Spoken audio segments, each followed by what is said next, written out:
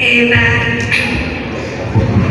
Amen. Praise the Lord. Hallelujah. That our labor is not in vain again. So praise the Lord that we are the team 142. We are assigned to Bod Lanao del Norte. So I am Cherish Grace Palamos. I am with Grace Arbeda and Rene Castaneres.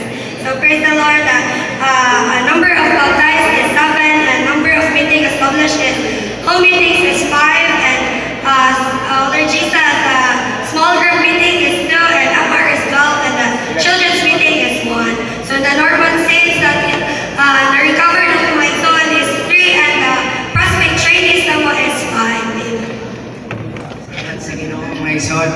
Salamat sa Panginoon sa Ginoo nga idala niya sa iglesia sa tubod mga igsoon. Muna nga sa atong pagpangalagan mga igsoon, dili gyud malikayan nga naay mga problems, mga struggle nga maabot ato mga igsoon. Apan tungod ni ana, makaduol ta kanunay sa Ginoo mga igsoon.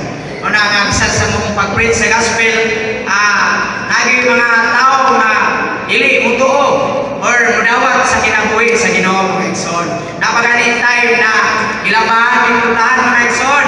Apan salamat sa grasya kaloy sa Ginoo nga idalagin niya sa anak sa mga kalinaw mga igsoon. Amen. Amen. Praise the Lord mga igsoon. Mga sa dakong gugma sa Ginoo nga rin ato mga igsoon. Nga wala gid siya nagkulang sa pagpangatiman nga rin ato mga igsoon. No, ako kayong magpasalamat nga nahimutang mi sa iglesia sa tubod nga mga kaigsunan wala gyud nagkulang sa pagpangatiman nga rin kanamo mga igsoon. So makita gyud nato ang gugma sa mga igsoon nga rin sa mga pitiunyan nga nangatiman ngadto kanila mga igsoon. Muna salamat sa grasya kaluoy sa Ginoo nga gidalagid niya gidalagid mi sa Ginoo ngadto sa mga anak sa kalinaw mga igsoon.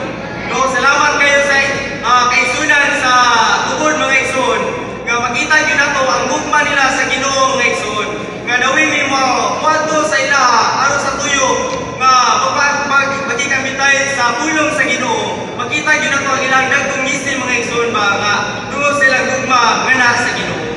Then salamat sa mga environment sa mga atom dito mga igsoon nga duna sa joy mayo pagkahimutang mga igsoon. Muna ako kayo mong magpasalamat sa pagpangatiman sa mga kaigsunan nga wala gid sila ingon nga masaway sa buha wala pud mi ikasaway kadto kanila mga igsoon. Kay tungod sa ilang pagpangatiman nga grabe gyud